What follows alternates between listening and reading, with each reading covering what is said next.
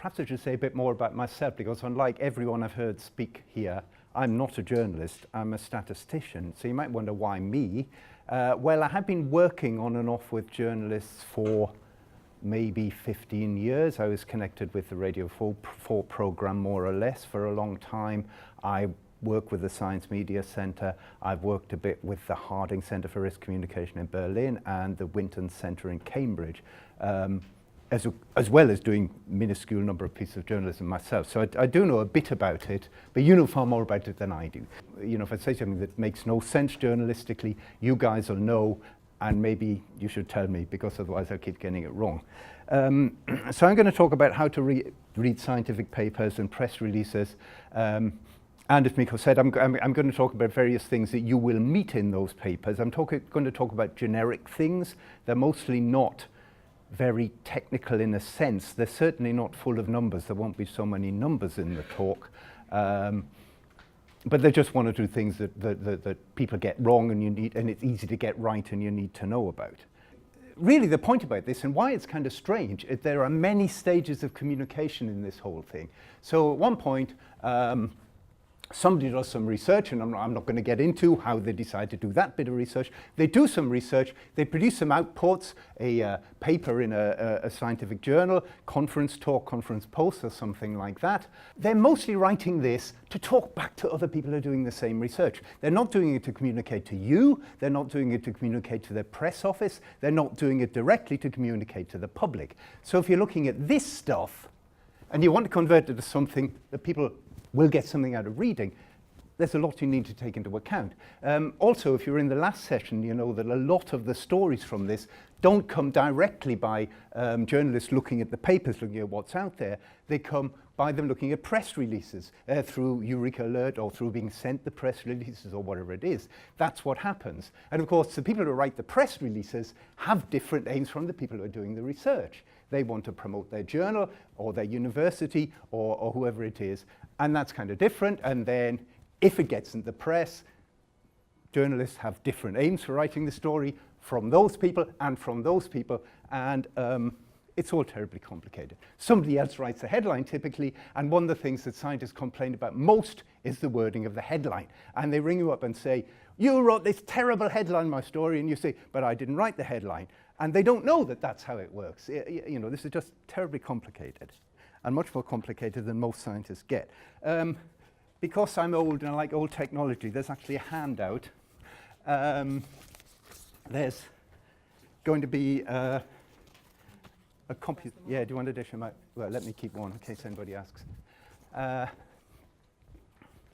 mean, basically, most of this is a kind of summary, slightly different take perhaps on what I'm going to say, although there is a bit at the end on the last page which gives sources of information about how to present numbers in stories, because I'm not going to have time to talk about any of that at all. It's not really my brief, but there's a few links there that I had and I put in, so you might want to look at that. So anyway, getting onto the actual business, press releases, and my ideas on when to go beyond them.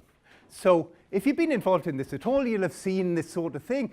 All sorts of organizations put out press releases, and they look like press releases, and they give varying amounts of information. They're of varying use, but at least they might prompt you that it is a story worth looking at. But they don't always tell you everything you need to know. Often, sometimes at any rate, the good story is actually not what the press release says, but it might draw your attention to it. So I'm going to mention some suggestions for when you might want to think, when you really ought to go beyond the press release. These are only my suggestions. And the first point is that, I'm sure you're aware of this, exaggerations in press releases happen.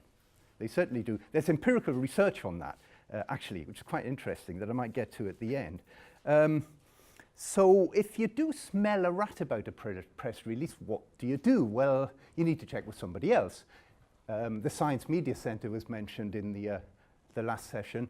That's one way to check. You can call them up. They might have written something about it. They might be able to link you to a scientist who can tell you something about this, who is not the original scientist who thinks their work is the best thing ever written. But you can check with the authors of the paper, if you can get hold of them. Some of us are reasonably easy to get hold of. But you can also check with the paper itself, if it's published, if it's easily available, and quite often they are. Now, why might you want to do that sort of checking? Here are some reasons for smelling a rat, for thinking something dodgy here. And some of these I'm going to expand on later. One is if it gives health advice. A lot of these stories and a lot of what I'm going to talk about are to do with health, medicine and health.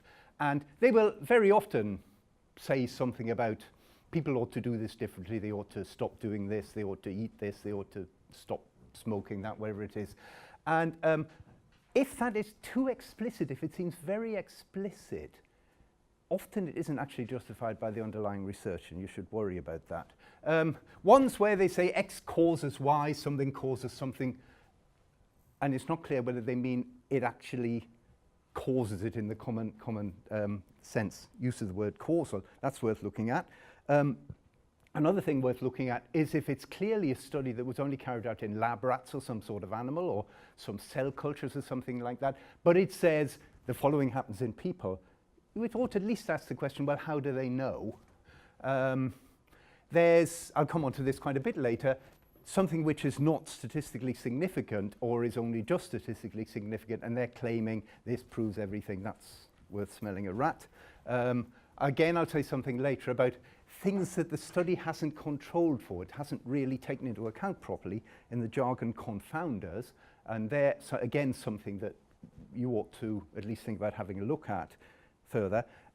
Another one, and this is surprisingly common, it's a piece of medical research they carried out in a niche group of people, a particular population living in a particular obscure part of some country, or something like that. And they're saying it applies to everybody globally. Now, they might be right. This might be perfectly fine. It might be some physiological process that kind of works the same everywhere, and they might know that, and they didn't put it in the paper, but it's worth checking. And then the final one, if the research isn't peer-reviewed. Now, research that isn't peer-reviewed isn't necessarily wrong. It isn't necessarily bad, and I'm not claiming peer review is a perfect process. Yeah, I guess you all know what peer review is. Yeah. But other things being equal, which they never are, a paper that's not peer-reviewed is slightly less likely to be the good stuff than if it is peer-reviewed. And then basically I'd add to that anything that just looks implausible. How many of you got a scientific background? So, you know, say done a science degree, a few, but very far from everybody. And depending on what science degree you did, you might not have had to spend much time reading cutting-edge science papers anyway. Reading a science paper takes time. They do tend to be involved. And as you can imagine, even if you've never seen one, they're full of jargon. But what it suggests is they're also highly structured typically. They have a sort of standard structure that includes various pieces. And it's a structure that means you don't have to read the whole thing. You can kind of concentrate on different bits. The paper will have a title, and the title, actually sometimes the title is just as misleading as a dodgy headline. Anyway, they have a title. And then there's an abstract, which is a summary of the paper, and they tend to be kind of rules on how abstracts ought to be written. So they tend to be very clearly laid out in terms of what happens when. There will be technical terms in that you might not understand, but often you get the idea of what they're trying to get across. Then what actually happens in the paper, there's an introduction that says this is what everyone's done before. There will be a methods section, this is how we did our study. There will be a results section saying this is what we found. And what I suggest is that to begin with, you kind of ignore those. They've been summarized in the abstract, and they're probably full of all sorts of detail that might be worth a deep dig at some point, but it isn't the main point. But there will be a discussion section. The discussion section is where the researchers try to put what they think they've found into some kind of context. That is, they point out where it's different from what's been found before, what it's added to what's been found before, and also typically there'll be a section on the strengths and limitations of the research. And it'll usually be flagged up as such, you know, strengths of this study are blah, the limitations of this study are blah. And the limitations are often things that they were made to put in by the peer reviewers who say, oh, we didn't think of that. You know, you haven't put that in. And they didn't put it in, and there would be a limitations section. It's worth reading what the researchers themselves have admitted might be a bit dodgy about the paper, because that very often doesn't get through into the press release. And there can be all sorts of stories there, and it'll allow you to think about, I mean, these tend to be in clearer language than all the stuff on methods and so on. Many medical journals have a thing which is of particular use, and it's there because doctors have to read loads of this stuff and they notoriously have no time. They have a section called something like, what is already known on this topic and what this study adds. Well, what the story is in what this study adds. And they're telling you, you know, that won't necessarily be in the press release. So it's worth having a look to see if it's there. One thing that I mentioned I was going to talk about later, which is confounders, things that aren't controlled for properly. And you might have to look in the methods section for that, and that's where it might get a bit hairy. But anyway, there are examples on this later on. So, okay, so here are some headlines. The reason I'm putting this up is actually partly to say that the rest of the talk is going to concentrate on health stories, and it's going to concentrate on health stories, I think, pretty well exclusively in the UK national dailies, because my work with the Science Media Centre is mostly concerned with those. However, the general points about these apply to any kind of science story. Technology stories can be a bit different. And the other thing is that the majority of press releases, some huge proportion of the press releases, of the hundreds of press releases that go out each day in science, are actually about health and medicine. And if you start working in this area generally, unless you're specializing in a particular bit of it, what you will get is loads of health stories. And so you need to be able to deal with those. Right, technical thing, statistical significance and p-values. Now, if you did a science degree, you might think you know about this, and if you're very lucky, you would actually have been taught it properly, but you'd have to have been lucky. There's this idea of something being statistically significant, and the point about this is, it doesn't mean what you thought it meant, or at least it doesn't mean what you possibly thought it meant. Maybe you guys are better informed than this on average. And the key point about it is it has almost nothing directly to do with importance in the real world. Something can be statistically significant, and in every other meaning of the word significant, it's not significant at all.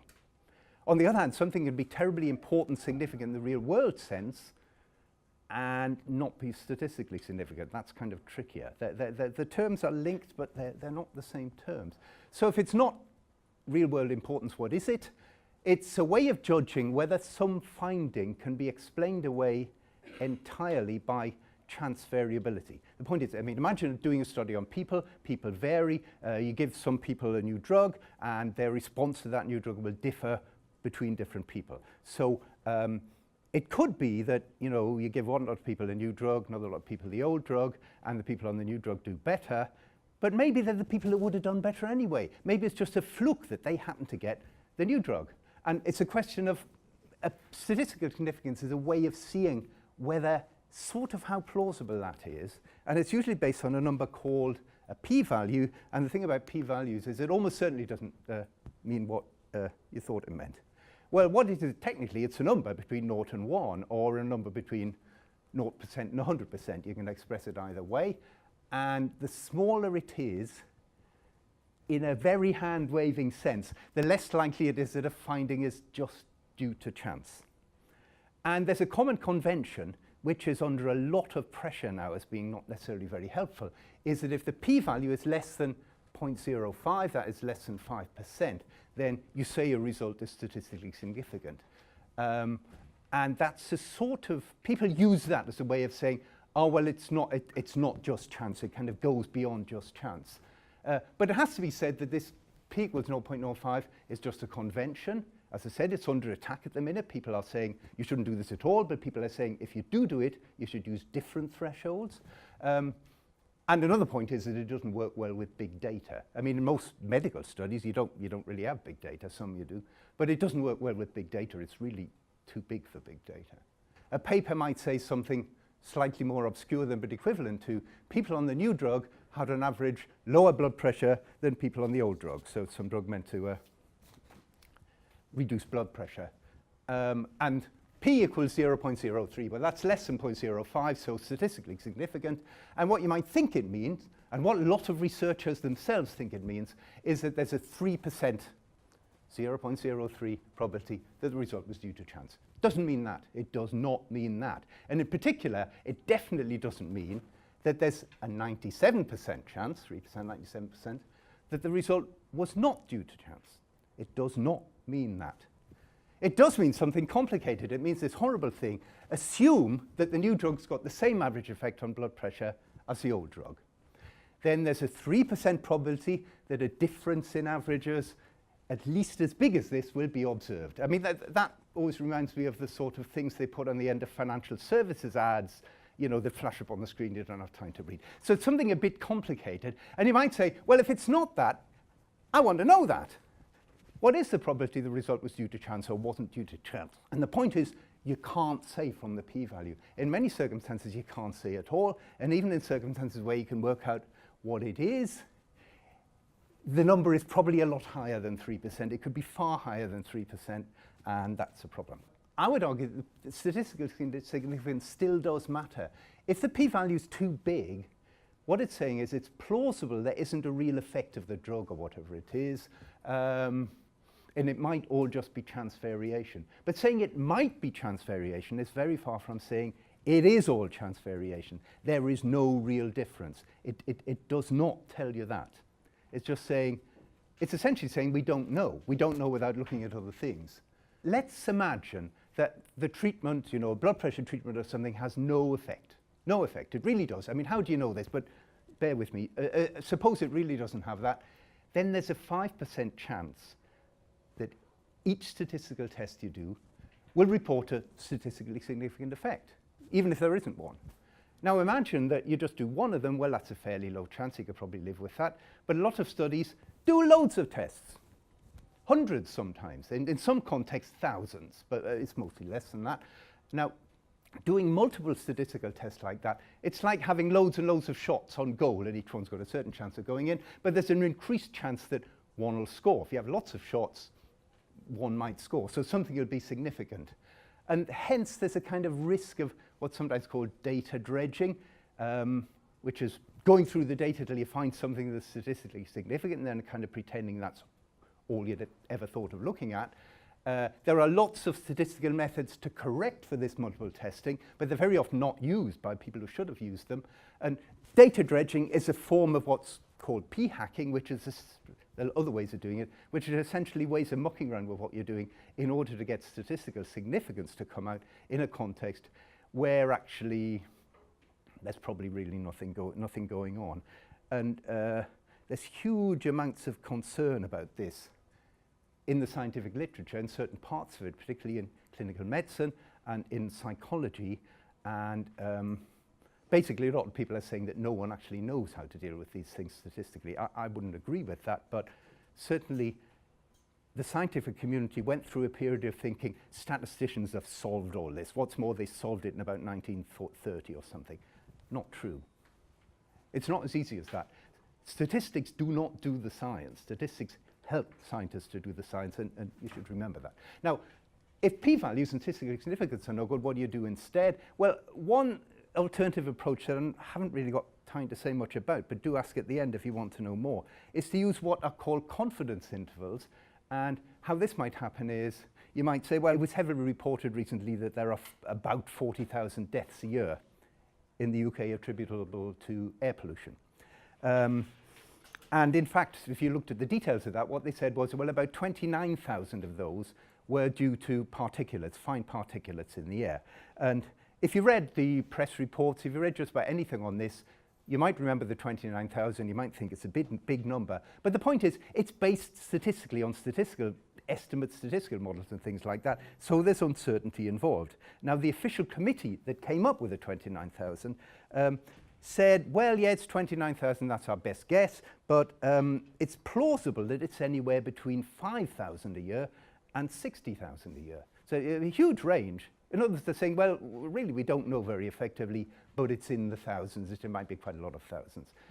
Now, how you get this across in a press story is really difficult, really awkward, but it should have been got across in the paper, and that might have some influence on how you write the story. You know, if you're saying, well, it's 29,000 plus or minus 100, then maybe it can be stronger on how you look at the implications of that than if they say it's 29,000 plus or minus lots of thousands. So that is something to look for. Several medical journals actually insist that you use confidence intervals as well as p-values. So if you're working on medical things, you will see a lot of this stuff. So what have we got next? We got an example of this. So this is a story from 2016.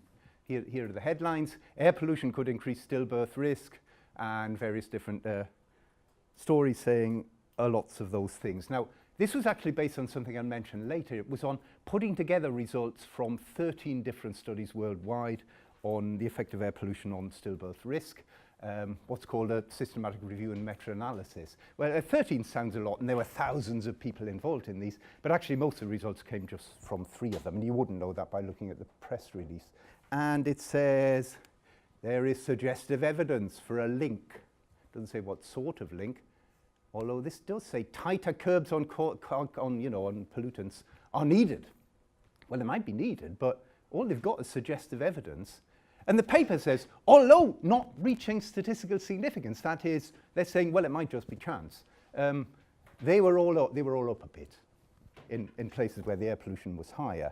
Now, the press release did mention a few caveats about the research. It did say, well, we weren't able to find everything, but it didn't mention the lack of significance. And, there's a question of, it's saying suggestive and putting it in quotes, saying they haven't proved it, because that was not reflected in the stories. And you wouldn't have known that unless you'd read the paper.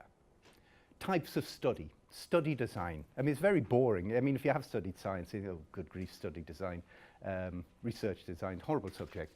But it's important. It's important because the type of study that was done determines the strength of the findings in real-world terms and what confidence, and I'm not talking about the technical statistical meaning of confidence, what confidence you should have in the results. So there's a lot of jargon in this, and it's in the handout, and probably it doesn't matter except one aspect. Statisticians complain when you rank these things in terms of their strength of evidence, because this is all a bit ad hoc, but the ones at the top are the best. So the best thing is a randomized controlled trial. I'll say what these are afterwards. Or even better still, a good systematic review of lots of randomized controlled trials, RCTs. And then we get onto a lot of things: prospective cohort study, retrospective cohort study, case control study, cross-sectional study on individuals, ecological study, which has nothing to do with ecology in the usual sense, and then animal studies, which are a different kettle of fish or animals altogether. And all the ones in red are what's known as observational studies. And I'll say what that means later. But it basically means it's much more difficult to decide what's causing what than it is with the one at the top. And just to show these do come up frequently, here are some headlines just from 3 months, not that long ago. These are all health-related things. They're all from the National Dailies. I think one's from the BBC. They're all from a different type of study on that list that I had. And I'm going to come back to that later and see which is which. Okay, so the one at the top of the list was randomized controlled trials, or RCTs. RCTs, I'm going to talk about the 3 letters, and I'm going to do them in reverse order. T, trial. It's a trial. You're trying out something new treatment, new treatment typically. The others are more awkward. C, that stands for control, controlled. And why do you have controls? Well, there's sort of 2 meanings of control in there. One is you've kind of controlled the circumstances under which the measurements were made and doing them in a standardized way. But it also usually means that there is a control group. That is some people who are not getting any treatment, or they're getting the standard treatment, or something like that. And the point is that you need to compare people who are getting the new drug, the new treatment, with people who are getting the old one. And you can't do it by saying, well, you can't, it's not very good practice to do by saying, oh, we've got all these hundreds of people that were treated with the old drug long time ago, over years, so why on earth do we need to treat any more with the old one? And the answer is because of the other aspects of control, treating them in the same way, in the same hospital or group of hospitals or whatever it is, under the same circumstances. R stands for randomized, and why randomized? What it means is you're using random means to choose who gets which treatment. Really, the point about this is, I've heard it said that it's the least worst way of allocating treatments. Everything else has got bigger problems. And it's basically to avoid bias. If you say to the doctors, look, you choose who's going to get the new stuff, who's going to get the old stuff. Well, they're going to choose on the basis of the clinical condition, even if you ask them to try not to. So that will introduce a bias, because the people who get the new drug will be systematically different from the people who get the old drug, and therefore there's a difference. It might have nothing to do with which drug they took. Well, I mean, I should mention that randomized controlled trials, they sound medical, but people doing randomized experiments are spreading to all sorts of other areas of social science, educational studies and things like that. So this is not just medical things. I mentioned that systematic reviews are better than a single trial, and why is that? Well, it's sort of obvious. You've got more data, but actually there are two other things that are important. One is a typical trial will be done in a few centres, maybe only one centre.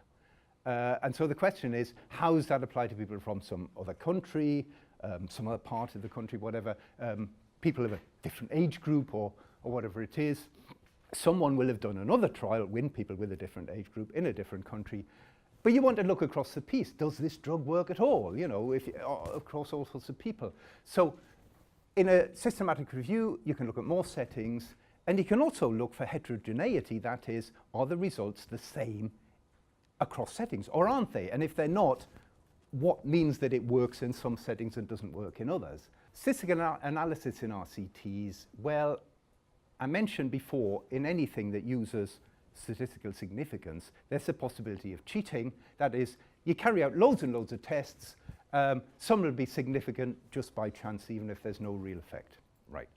But that's much less likely to happen in RCTs, and the point about that is that they're registered in advance. They essentially have to be registered in advance on databases. And I know some people have looked for good stories coming up by looking through the registration records to find out what might be reporting and what might be important to try to get in there first. But you know, the mammoth numbers of trials in these and how you'd actually do this in practice, I have absolutely no idea. But the point is, the registration will say the primary outcome is this. We're going to measure this one thing, or maybe two or three things, and that's what we're going to measure. And then this is before they measured it. You can go back and look afterwards and see if, when it's written up in a report, whether they measured what they said they were going to measure. And if they didn't, smell a very large rat. And they will also talk about other secondary things they're going to look at, and that's kind of fine as well. But the point is, they've got to be registered in advance, and they pretty well all are registered in advance. However, let's suppose you're doing a trial and actually you find something very interesting. You know, that patients who are like this really do seem to do very well on this treatment, or very badly or something. But you hadn't thought of it beforehand, so it's not registered. You can do what's called a post hoc analysis or ad hoc analysis, but that's really a bit dodgy, because the chance of it simply being something that happened just due to chance is sort of inevitably higher. And the awkward thing about this is the press release might not tell you which results are from the post hoc analyses. Again, you'd have to go back and look at the paper for that. And that would be typically in the abstract of the paper, so you don't have to read the whole thing. What's next? Anyway, that's all I'm going to say about RCTs. I mean, really about RCTs, the things, make sure you know what's going on. And if you can't tell from the press release you've got any doubt, read the paper. And if you've still got doubt, ask the researchers. So I'm now going to talk about observational types of studies in epidemiology and in similar things. Epidemiology, incidentally, is not just about epidemics. It's about looking at what causes diseases, how diseases develop, and so on, at a population level, so statistically, and that's what it means. Well, this is oversimplified, but the general idea in epidemiology is, imagine you can't do a randomized controlled trial. So, I mean, that's epidemiology of things that are probably bad for people or might be bad for people. So suppose someone has a theory that exposure to a risk, say drinking coffee, might increase your chances of getting a disease, say gout. Actually, there has been research on that. Some of it even said that coffee did increase your risk of gout, but most of it says it doesn't. What you want to know is whether exposure to the risk changes the chance of the outcome. But because you can't make people drink coffee because it might give them gout, and anyway, if you did make them drink coffee, half of them would not bother because they don't like it and so on. All you can do is observe what people do or did. There's no experimental manipulation as there is in an RCT, so these are called observational studies, and they come in various types. A cohort study is you take people on the basis of their exposure to the risk. And so here we are, the people in this room, that's a cohort, and some of you drink coffee and some of you don't. So I record that, I then follow you up for years and years and years and record whether you get gout. Trouble with this is it's expensive because it can take a very long time. People can be lost to follow up if it takes a long time for gout to develop. And really with rare outcomes, if not many people get gout, then you have to follow up thousands of people just to pick up the few who are going to get it. It's very expensive. There's another way of doing it which looks backwards, which is you choose the cohort still on the basis of people being exposed to the risk or not, but you do it after the outcomes happen. Now, at least that doesn't take a long time. So, 20 years pass, I somehow have a list of all you guys, I go back and try and find you all and ask you whether you drank coffee when you were here, and ask you whether you've had gout. Right, I mean, you can see the problems with that. You probably can't remember. I'm not going to be able to trace you all. The records might be dodgy. And maybe if you did get gout, you're more likely to say, well, I did have this odd cup of coffee, so that's really quite awkward. They're slightly better than this next thing, which is case control studies, which also look backwards in time. You find some people who've got gout, the cases, find some people who haven't, who are otherwise just like the people who've got it. And that's awkward. Who are people who are like people who've got gout but don't have gout? That's kind of difficult to decide. That is, you choose the participants on the basis of the outcome, and you look back at whether they were exposed, which has got all the same problems with a retrospective cohort study. They can't remember, you can't find the records, etc., etc., etc. There are other sorts of study, but hey, that's enough for now. So anyway, here's that list I had before of the different headlines, and each one of these was a different type, and what I'm going to do is I'm going to give you something to do, which is, well, you can't be expected to say exactly which type it is from the headline, but I'm telling you, one of those was a randomized controlled trial, one of them was an animal experiment, and the others were all observational studies, and what I want you to tell me is which one was a randomized controlled trial. Anyone want to offer a guess? Or an informed opinion? It's actually the pollution one. Yep. What they did was they got a bunch of people and they either walked along Oxford Street or they walked in Hyde Park. Oxford Street has far more pollution. They chose it everyone did both, but in a randomized order, and then they looked at various cardiovascular fitness things. So that one was actually a randomized controlled trial. Right. Animal study? Well, actually, I mean, you won't get this. It's actually that one. Taking paracetamol while pregnant could harm your daughter's fertility. And that was a quote from the press release. And this was a study in mice. Oh, two studies, mice and rats. So what I'm saying is you don't always know. That's what the others were. There were various kinds of non-randomized studies, but at least they were done in people. The point about this is that, all right, it might not matter for your story whether it's that or that, but it matters whether it's observational or controlled, or whether it's an animal experiment, and it can be surprisingly hard in a bad press release to find that out.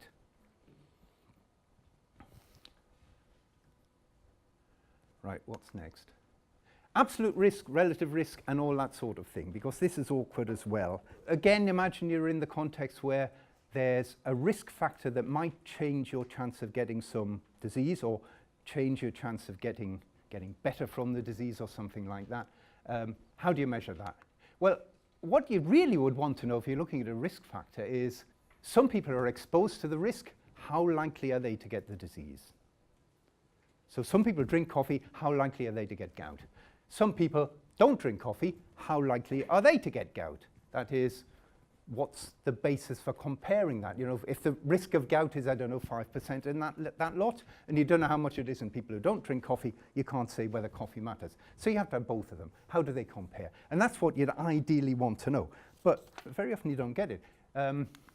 This is actually something from the supplementary material that went with a paper in the BMJ that demonstrated this very well. It was a study of taking vitamin D supplements to reduce the risk of acute respiratory tract infections, that is colds, flu, you know, the sort of thing. And what they said in the study, they found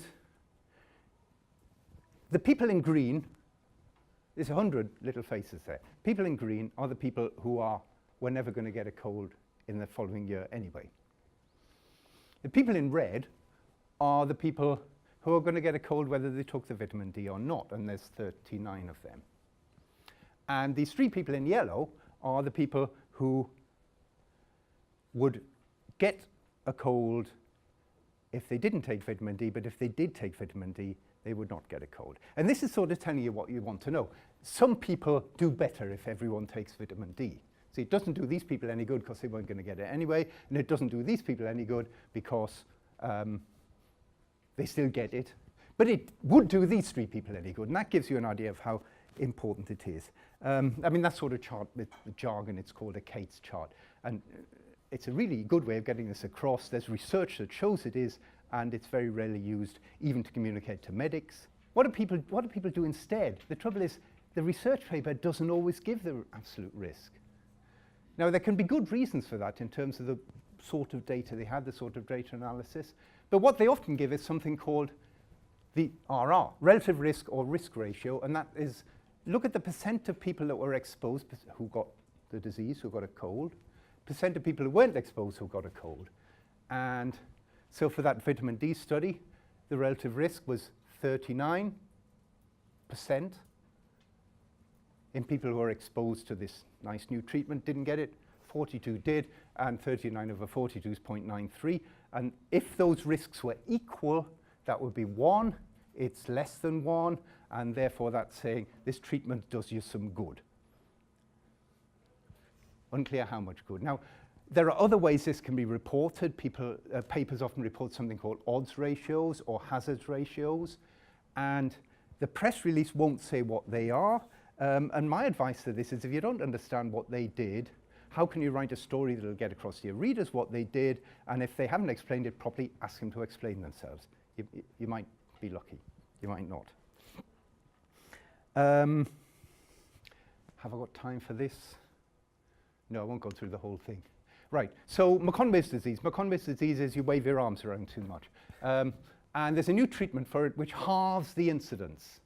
What I was going to say is, you're all at risk of this.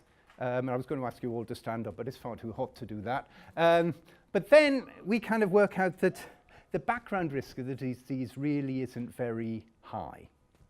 So let's say it's at the level where only 2 people in this room are actually, on average, 2 people in this room are going to get it. And let's say it's you and you, right? Okay, so I won't ask you to stand up again. Right, but the treatment comes along. The treatment comes along, and the treatment halves the rate. Relative risk, half. That's really big of treatment effect. And half the risk affects 1 of you. And it's 1 of you out of this room. I mean, imagine if this is a really rare disease and 2 people in London are liable to get it. And it halves the risk. 1 person in London is going to be very happy because they don't know who they are. On the other hand, if it's really common, half of you are going to get it in this room. And then the new treatment comes along, half of you can sit down again because you haven't got it. That's going to make a difference to how important the story is. And if you don't know if you only know the relative risk, if you only know this half the incidence thing, you can't make a judgment on that. So why absolute risk matters is the impact, the overall impact on a population, on a group of people of something that's good or bad for you, depends on the absolute risks, not just the relative risk. If the baseline risk, if it's not common even in people who aren't exposed to the risk, doubling or halving the risk might not matter. If it's really common, doubling or halving it might be really important. But the trouble is, if you're writing a story about this and you want to make it personal, and you find the 2 people who've got this disease, they're not going to care that nobody else in London's got it. It's still important to them. And it's how you get across the personal side together with something about the importance of this in the whole population, in health terms. That's why you're journalists, because you can do this stuff. Right, that is difficult. Right, so here we are, quiz.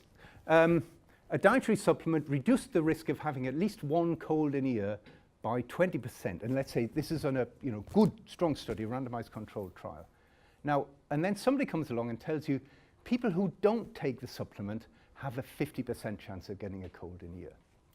Half of them will. Now, if loads of people take the supplement, what's their chance of having at least one cold next year? And there are the 4 options. So, I mean, really, I don't think about this too long, but someone thinks it's B. Any other offers? D. What? D. Yeah, D is the right answer. The trouble is, I won't explain this in detail. If you can't tell from what they wrote, it might be because you're no good at numbers, but it could also be because they haven't given you the right information. They should tell you.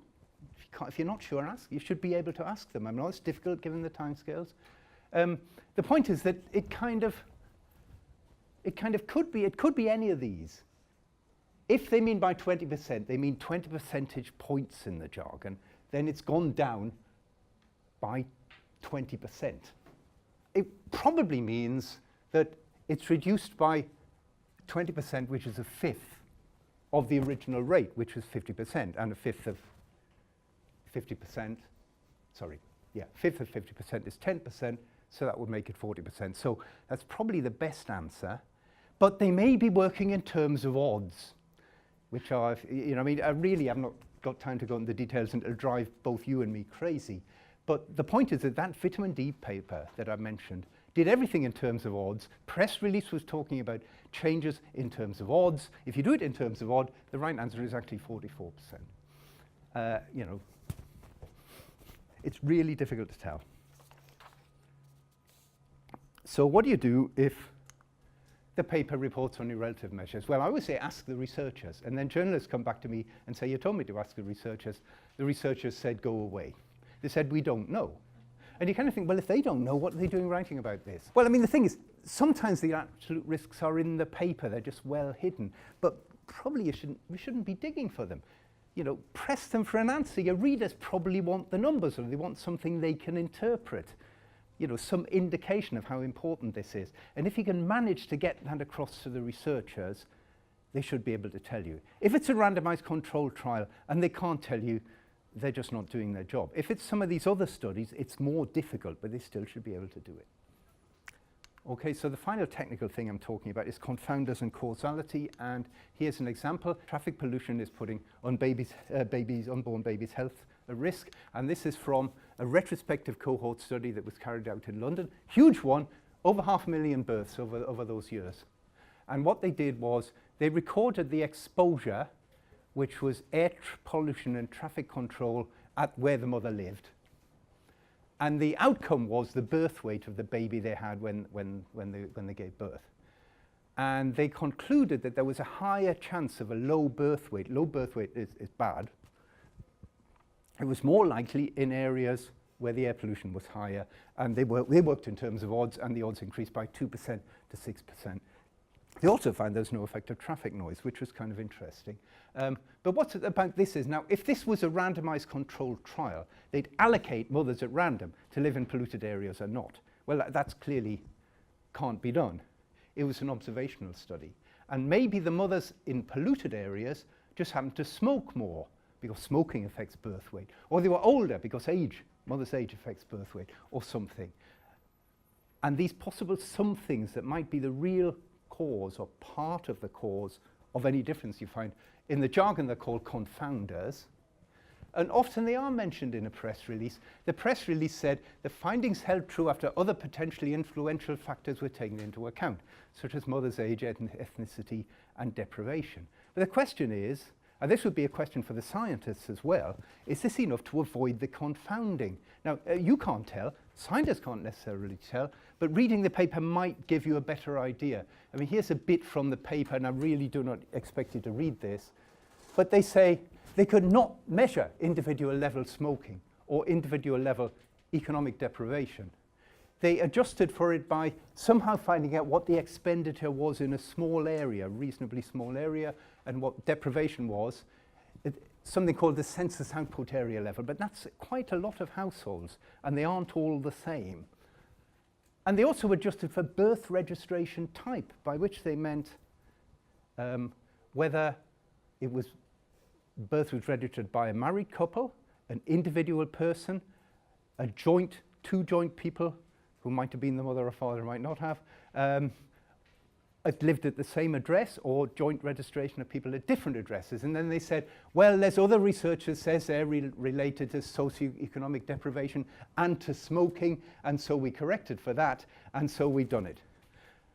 But they still cannot exclude the possibility that there might be some residual confounding, that is, they couldn't deal with it all. And then they say, also, we had no information on parity, which is a technical word in this context, means how many babies you had before, which also affects birth weight. So they couldn't do that. So basically, the paper is a lot less upbeat on this than the press release was. I still think it's a decent study, but there are problems.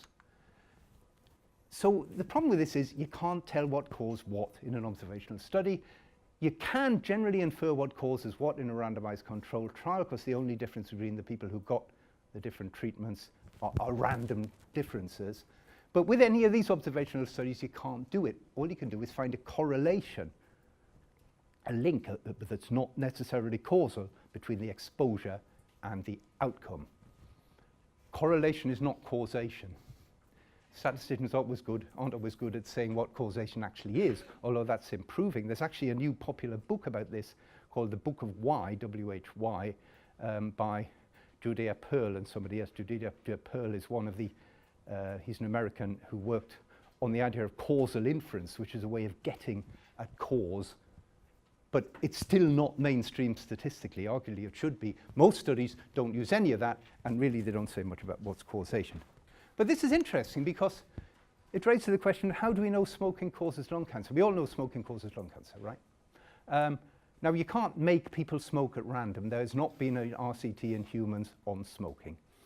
So the information came from observational epidemiology, studies in animals, biological plausibility, and putting all that together into a big kind of thing.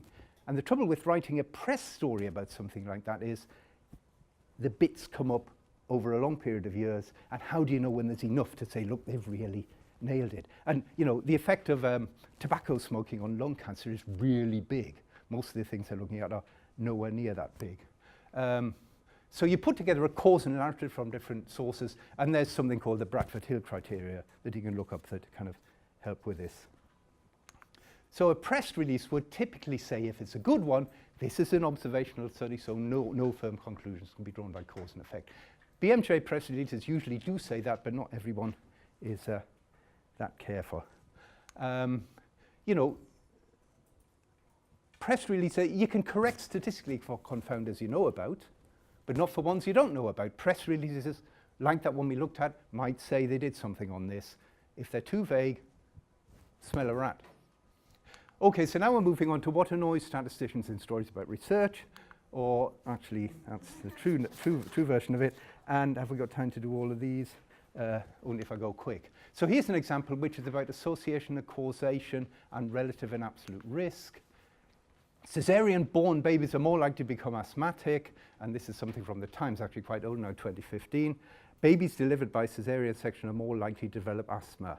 Now, there's an obvious issue here. This was observational, and the thing is, why do people have caesarean sections? A whole bunch of reasons, but some of them are related to health.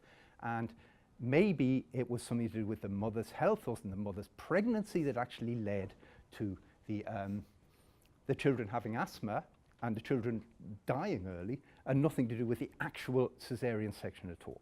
And that's sort of fairly obvious, and the Times, to give it its due, did make it clear later on.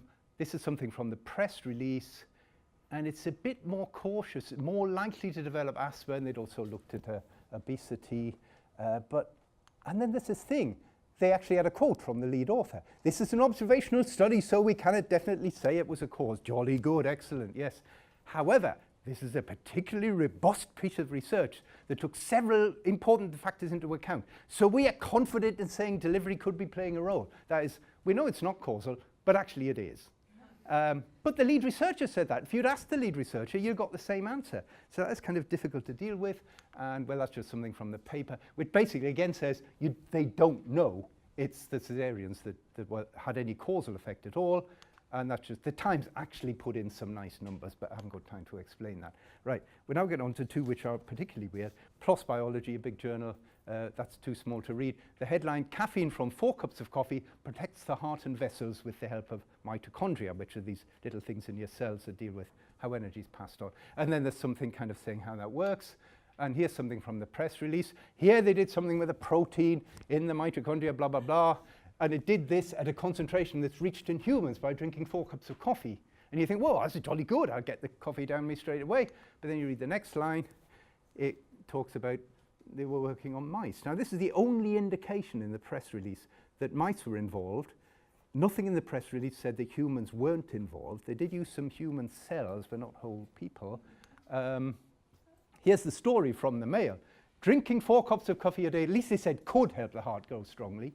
And they do say suggests, so you know they're being a bit cautious, which is jolly good.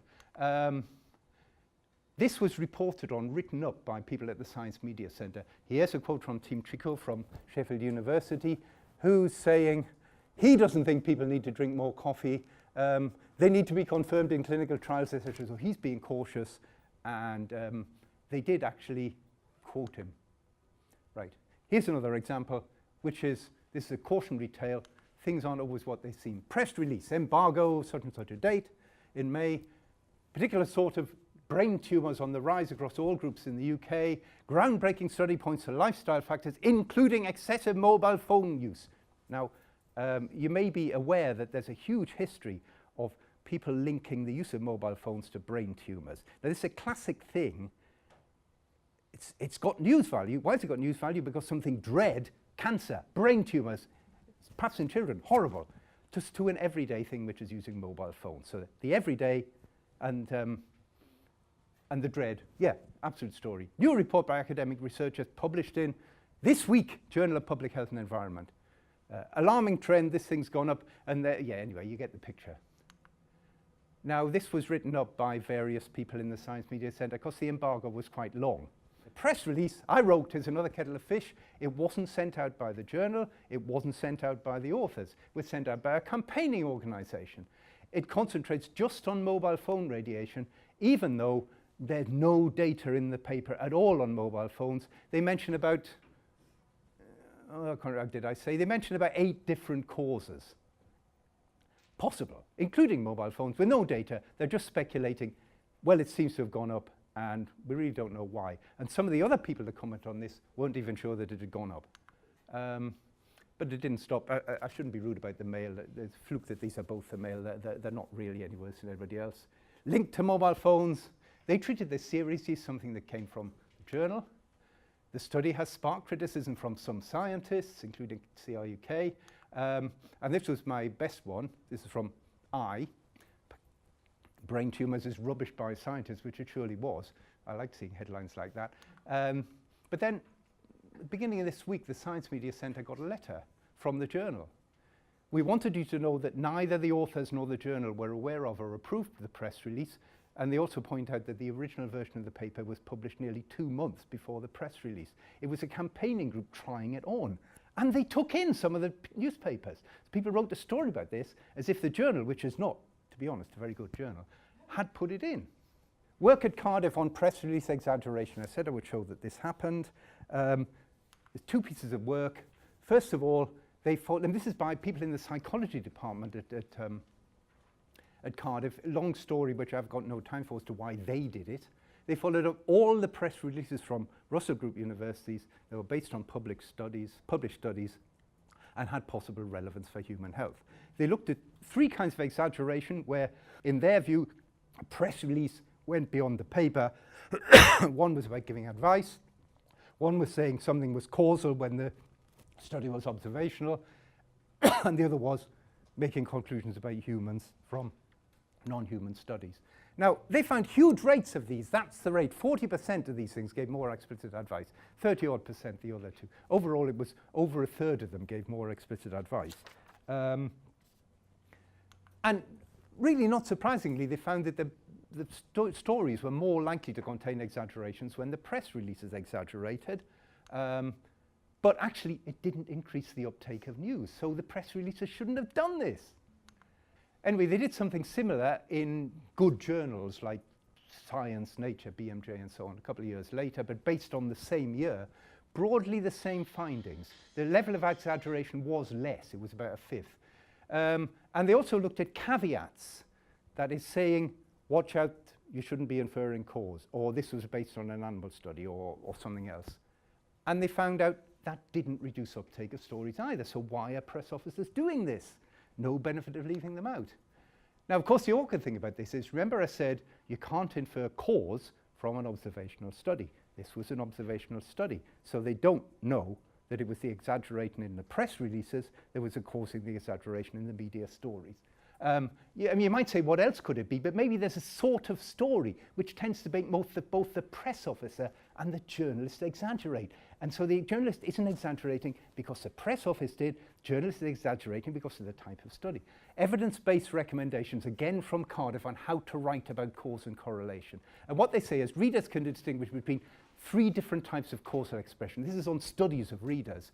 One's where you say it makes it happen, it leads to it happen, it boosts it, all these kind of things. And others, it can cause, which is to say it can make it happen, it can lead to this. And there's what they call moderate cause, which is an odd phrase, but it means might cause or linked or associated with. And they give recommendations as to ways of writing about these that they have found empirically leave readers to come up with the appropriate conclusions. And they're in the handout, and I haven't got time to go through the details. And I haven't got time to go through this, but it's also in the handout. So I think what will happen is I'll stop now, say thanks, and there are a few take-home messages, and we may have time for half a question or one question or something. So.